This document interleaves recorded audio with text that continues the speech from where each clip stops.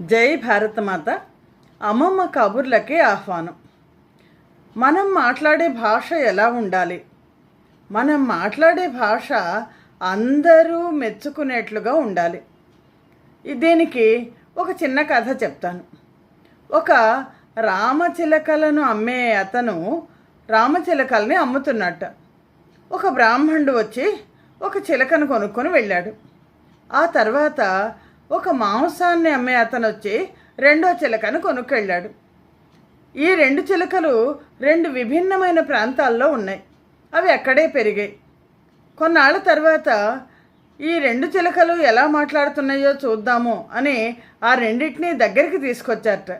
తీసుకొస్తే బ్రాహ్మణుడి ఇంట్లో పెరిగిన చిలక, రండి రండి, దేవతార్చన జరుగుతోంది, ప్రసాదం సిద్ధమవుతోంది, మీరందరూ వేచి ఉండండి, హారతి తీసుకోండి, ఇదిగో ప్రసాదం తీసుకోండి, శుభ్రంగా భోజనం చేశారా అని అడుగుతోందిట. అదే మాంసాన్ని అమ్మే అతని దగ్గర ఉన్న చిలక, నరుకు, ముందు నరుకు నరుకు, ఈకలు తీసిపారే, ముందర శుభ్రంగా కడుగు, ఇదిగో దీని డబ్బులు ఇంత అని అంటోందిట. అంటే చిలకలు ఎక్కడ పెరిగాయో అక్కడి భాషను మాట్లాడుతున్నాయి. చిలకలే కాదు, మనుషులు కూడా అంతే. మనుషులు మాట్లాడే భాష వాళ్ళ యొక్క పరిసరాలను బట్టి ఉంటుంది. ఇండోనేషియా దేశాల్లో ఒక సాంప్రదాయం ఉంది. ఈ రోజుకి కూడా వాళ్ళు పాటిస్తున్నారు చాలామంది. అది ఏంటంటే 7 సంవత్సరాల వయస్సు వచ్చిన తర్వాత పిల్లలని సంఘారామాలకు పంపించేస్తారు. సంఘారామాల్లో ఈ చిన్నపిల్లలందరూ కూడా 7 ఏళ్ల వాళ్ళు, అంటే చిన్నపిల్లలు, వాళ్ళు వాళ్ళ పనులు వాళ్ళు చేసుకోవడం, వాళ్ళ బట్టలు వాళ్ళు ఉతుక్కోవడం, వాళ్ళు శుభ్రంగా ఉండడం, అలాగే జపం చేసుకోవడం, ధ్యానం చేసుకోవడం, దానితో పాటుగా ఎవరి పట్ల ఎలా ప్రవర్తించాలి అనేది తెలుసుకుంటారు, ఎవరితో ఎలా మాట్లాడాలి అనేది కూడా తెలుసుకుంటారు, సమాజం పట్ల బాధ్యతను కూడా తెలుసుకుంటారు. 7 సంవత్సరాల నుంచి 11 సంవత్సరాల దాకా వాళ్ళకి ఇతరమైన విషయాలు ఏవీ నేర్పించరు.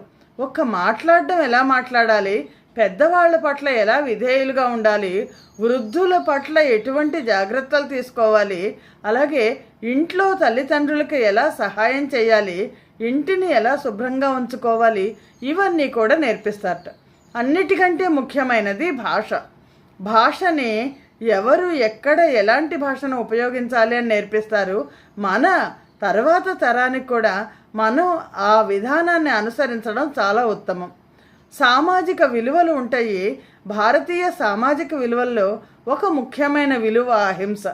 అహింస అంటే నువ్వు శరీరంతోనే కాదు, నీ వాక్కుతో కానీ నీ మనస్సుతో కానీ ఇతరులను హింసించకు, వాళ్ళు బాధపడేట్టు చూడకు. మామూలుగా ఒక దెబ్బ కొడితే ఆ దెబ్బ యొక్క నొప్పి వెంటనే తగ్గిపోతుంది. కానీ ఒక మాట అంటే ఆ మాట వల్ల పడ్డ బాధ చాలా కాలం నిరంతరం గుర్తు వస్తూనే ఉంటుంది. ఎలా మాట్లాడాలి అంటే మామూలుగా ఇంట్లో మాట్లాడడం కంటే సభ్య సమాజంలో సమావేశాలకు వెళ్ళినప్పుడు మంచి భాషని మాట్లాడాలి. సభ్య సమాజం హర్షించే భాషని మాట్లాడాలి. 1885లో జరిగిన ఒక సంఘటన చెప్తాను. 1885 ప్రాంతంలో 1885లో భారత జాతీయ కాంగ్రెస్ ఏర్పడింది. జాతీయ కాంగ్రెస్ సమావేశాలతో పాటు సంఘ సంస్కరణ సమావేశాలు కూడా జరిపేవాళ్ళు. 1887లో రాజమండ్రిలో సంఘ సంస్కరణ సమావేశం జరిగినప్పుడు అప్పటిదాకా పురుషులు మాత్రమే ఈ సమావేశాలకి వచ్చేవాళ్ళు. తరువాత సమావేశానికి ఎవరి భార్యలను వాళ్ళు తీసుకురావాలి, స్త్రీలు సమావేశానికి రావాలి అని నిర్ణయం చేసుకున్నారు. 1887లో సంఘ సంస్కరణ సమావేశం ఏలూరులో జరిగినప్పుడు ఏలూరులో ఆ సంఘ సంస్కరణ సమావేశంలో పాల్గొనేవాళ్ళు కొంతమంది వాళ్ళ భార్యలను సమావేశానికి తీసుకురావడానికి ముందుకు వచ్చారు. సత్యరాజు మృత్యుంజయరావు గారని ఆయన ఈ సమావేశానికి తన భార్యను తీసుకువెళ్తాను అని ఇంట్లో చెప్పారు.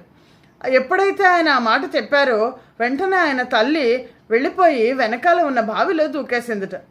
దూకేస్తే అందరూ గబగబా ఆవిడ్ని తీశారు. బయటికి తీశాక సత్యరాజు మృత్యుంజయరావు గారు అడిగారట, అమ్మ ఎందుకు దూకావు నువ్వు బావిలో అంటే, కుల స్త్రీలు బయటికి వెళ్ళడం అలవాటు ఉందా, మన సాంప్రదాయమా, నువ్వు ఇలాగా భ్రష్టు పట్టిస్తున్నావేంటి అన్నట్టు ఆవిడ. అంటే మృత్యుంజయరావు గారు ఒకటే మాట అన్నట్టు, అమ్మ నేను ఇప్పుడు నా భార్యని సమావేశానికి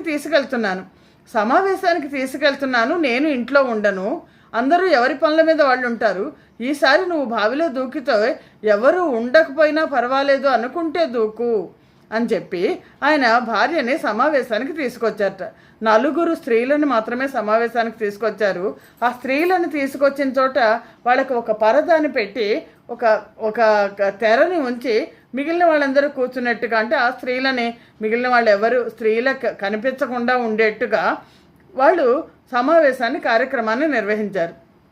అయితే ఈ సమావేశం తర్వాత అప్పుడు ఉన్న పత్రికలన్నిట్లోనూ కూడా దీన్ని సమర్థిస్తూ అలాగే వ్యతిరేకిస్తూ చాలా వ్యాసాలు ప్రచురితమైనవి. కందుకూరి వీరేశలింగం గారు సతీహిత బోధిని అనే ఒక పత్రిక ఉండేది, వివేకవర్ధని, సతీహిత బోధిని. వాటిల్లో ఆయన తన వ్యాసాలని సమర్థిస్తూ వ్యాసాలని రాశారు. కందుకూరి వీరేశలింగం గారు చెప్పింది ఏంటంటే, ఆనాటి నాయకులందరూ చెప్పింది, ఎక్కడైతే స్త్రీలు ఉంటారో అక్కడ సభ్యమైన భాష మాట్లాడబడుతుంది, సమాజం హర్షించే భాష మాట్లాడబడుతుంది, శుద్ధమైన పరిశుభ్రమైన భాష మాట్లాడబడుతుంది, అసభ్య పదజాలాలు పొరపాటున కూడా రావు. అంటే మనం బయట మాట్లాడేటప్పుడు అసభ్యకరమైన పదాలు మాట్లాడకూడదు అనే విలువ మన సమాజంలో ఉండేది.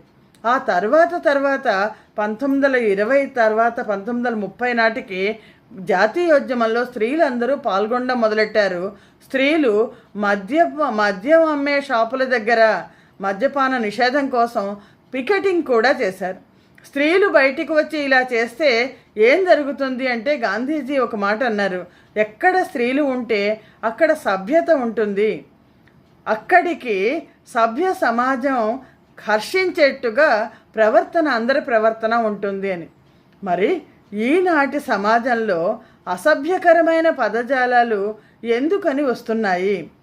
ఒక పిల్లాడిని తీసుకువెళ్ళిపోయి ఆ పిల్లాడు ఎలాంటి భాష మాట్లాడతాడు అంటే, తల్లిదండ్రులు మాట్లాడిన భాష మాట్లాడతాడు, గురువులు మాట్లాడిన భాష మాట్లాడతారు, తన తోటి వాళ్ళు మాట్లాడే భాష మాట్లాడతారు. సోషల్ కల్చర్ అంటాం. సామాజిక విలువలలో, సామాజిక సంస్కృతిలో ఈ భాష ప్రభావితం అవుతుంది అంటే, మనం మాట్లాడే భాష మన తల్లిదండ్రులు, మన గురువులు, అలాగే మన చుట్టూ ఉన్న సమాజంలో మాట్లాడే భాష అవుతుంది. అయితే రాజకీయ సమాజాల్లో ఈ మధ్య చాలా అసభ్యకరమైన పదజాలాన్ని ఉపయోగించడం అనేది మొదలవుతోంది. సాధారణంగా నాయకులైన వాళ్ళు ఎటువంటి భాషను ఉపయోగిస్తారో వారి తరువాత వాళ్ళు, వారిని అనుసరించే వాళ్ళు కూడా అది చాలా మంచిదేమో అని అనుకుంటారు.